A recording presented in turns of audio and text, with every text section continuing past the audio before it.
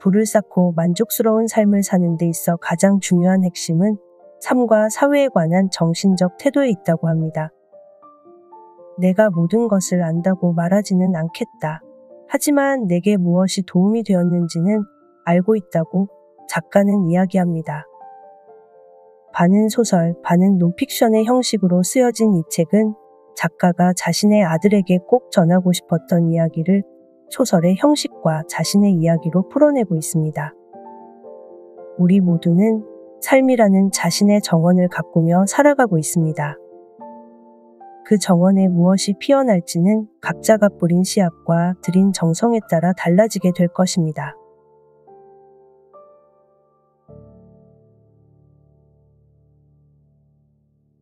오늘 읽어드릴 책은 부자의 언어, 지은이 존 소포리, 편행곳 윌복.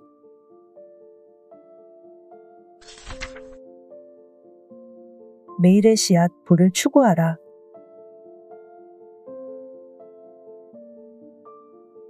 나는 가톨릭 초등학교를 다녔다.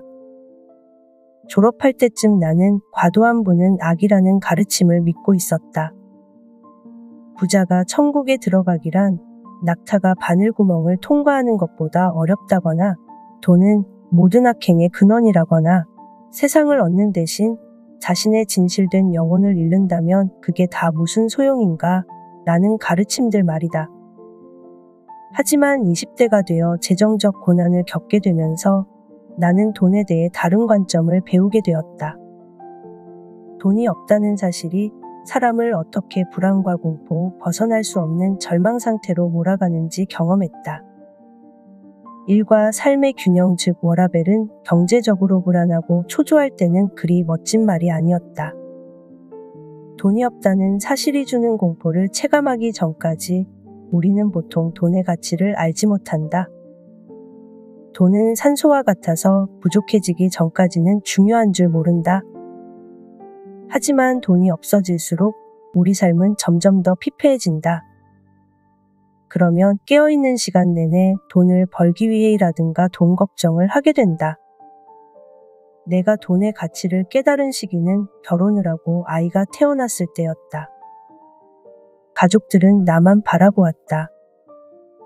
책임감이 날로 커졌고 경제적 문제는 거의 모든 순간 내 발목을 잡았다. 경제적으로 자유로워지기 위해 고군분투하는 나날이 계속되었다. 그리하여 지금의 나는 경제적 자유를 누리고 있다. 부는 주중에 숲을 거닐 수 있게 해주고 대학 등록금을 낼 수 있게 해주고 인생의 다양한 선택권을 부여해준다. 돈 걱정 없이 지낼 수 있게 해주고 시간의 압박 없이 살게 해준다.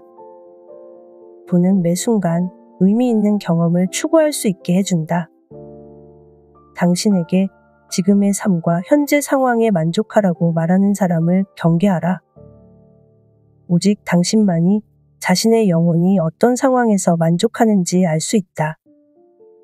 오직 당신만이 자신의 야망이 어디로 향하는지 느낄 수 있다.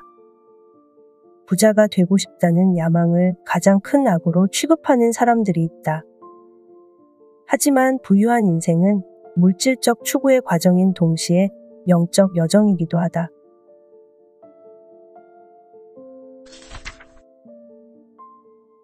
목표를 달성하게 하는 행위.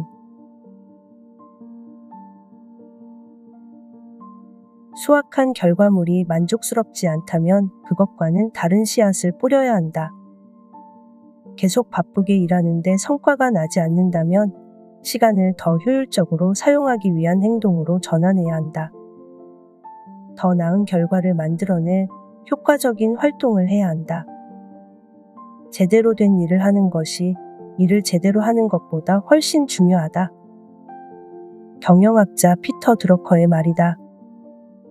제대로 된 일을 한다는 말은 목표한 결과에 다다를 수 있는 효율적인 일을 한다는 뜻이다.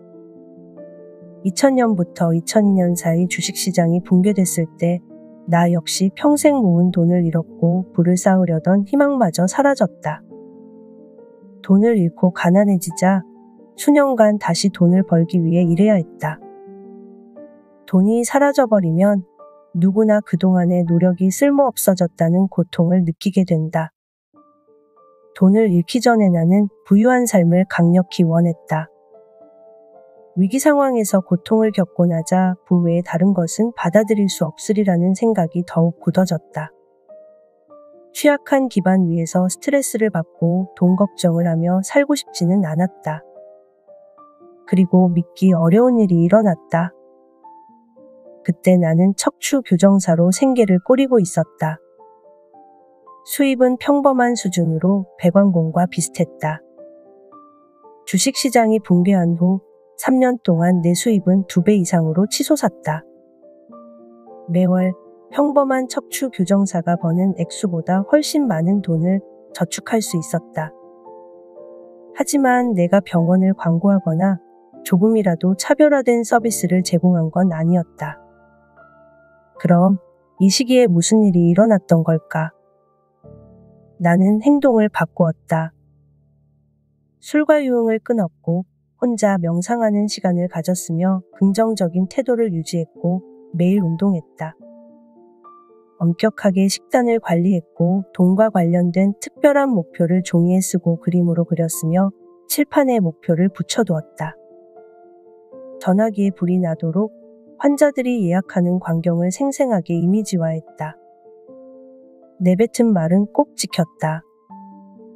운전하는 동안 오디오북으로 자기계발서를 들었고 하루의 계획을 세웠고 일하는 시간을 늘렸다.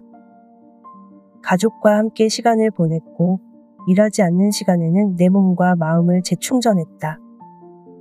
사람들은 오직 내 병원이 미친 듯이 바쁘다는 것만 보았다.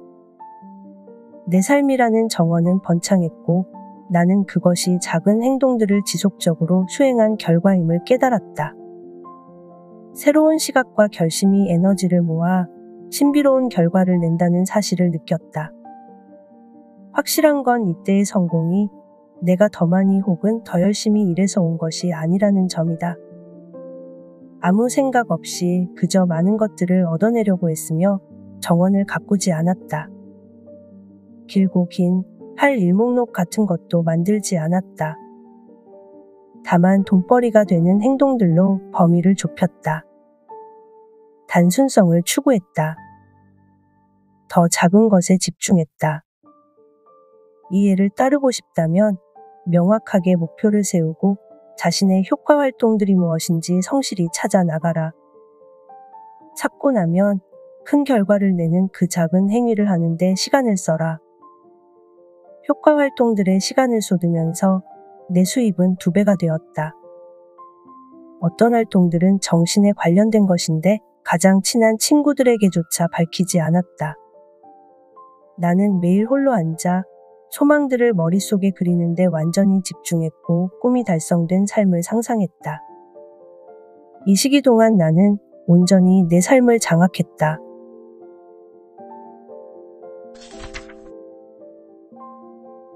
목표를 달성하는 데 들이는 노동시간.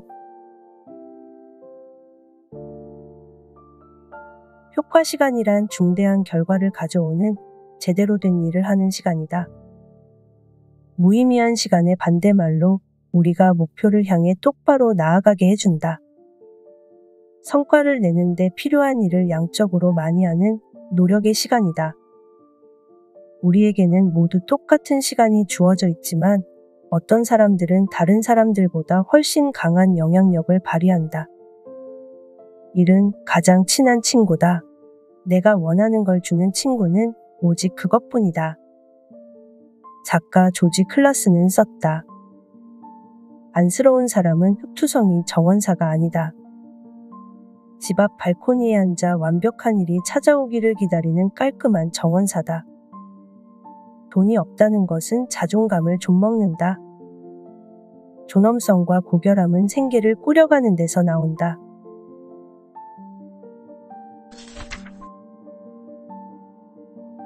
극복해야 할 문제에 부딪혀보는 것.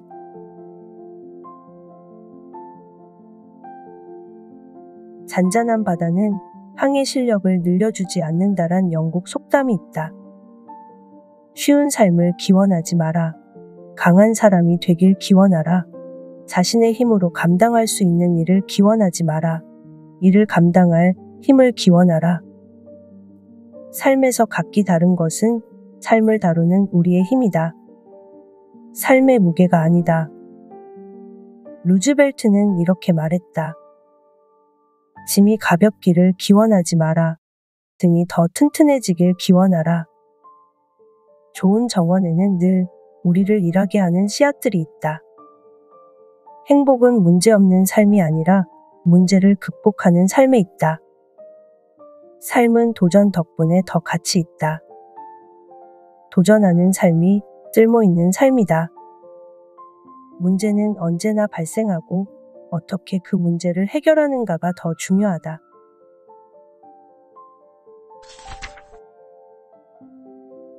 위기, 어려움, 문제 혹은 위험이 극심한 시기.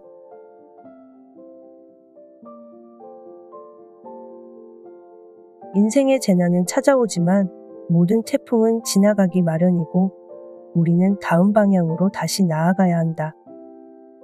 우리가 이 세상에서 해야 할 첫 번째이자 마지막 일은 위기를 버티고 위기로 인해 망가지지 않는 것이다라고 어니스트 해밍웨이는 말했다. 중국 속담에 따르면 불운은 누구에게 나온다. 어떤 태풍이 우리 땅을 쓸고 갈 것인가. 살다 보면 부모, 형제, 친구 그리고 어쩌면 자녀의 장례식에 참석하게 될 수도 있다. 직장을 잃을 수도 있고 사업상 배신을 당할 수도 있으며 심지어 결혼 생활에서 그럴 수도 있다. 다쳐서 경제적 어려움이 올 수도 있다. 이런 일들을 곱씹을 이유는 없지만 준비할 이유는 있다. 인생이 쉽고 편안할 거라고 기대하는 건 망상이다. 예기치 못한 위기를 침착하게 헤쳐나가기 위해서는 내면의 강점과 지혜를 찾아야 한다. 비극은 그것이 변명거리가 될 때만 진정한 비극이 된다. 우리에게는 회복력이 있다. 죽음과 고통, 손실을 겪으면서도 우리는 늘 회복할 수 있다. 비극 자체보다 비극을 대하는 우리의 반응이 인생을 정의한다. 우리는 불평하지 않고 무거운 짐을 옮길 수 있다. 아이젠하워는 여론조사기관 갤럽에서 당대 가장 존경받는 인물로 12번이나 선정된 사람이다. 그는 2차 세계대전 기간에 유럽연합군을 이끌었고 컬럼비아 대학 총장이 되었고 북대서양 조약기구의 최고사령관을 역임했고 한국 전쟁을 종식시키고 미국의 고속도로 체제를 수립했으며 미국 항공우주국을 승인한 이선 미국 대통령이었다. 그는 개인적 비극을 겪었음에도 전 세계적으로 영향력을 발휘하는 삶을 살았다. 4살 난 아들의 죽음을 나는 결코 극복하지 못했다. 삶의 마지막 순간 그가 한 말이었다. 아이젠하워는 그 일을 잊지는 않았으나 그 일이 그의 빛을 끄지는 못했다. 겨울이 한창일 때 마침내 내 안에 아무도 꺾을 수 없는 여름이 자리하고 있음을 나는 배웠다라고 알베르 까미는 말했다. 우리는 그 계절을 버텨야만 한다. 모두가 선망하는 사람들의 삶에도 비극은 있다. 하지만 비극은 그것이 핑계가 될 때 진정한 비극이 된다.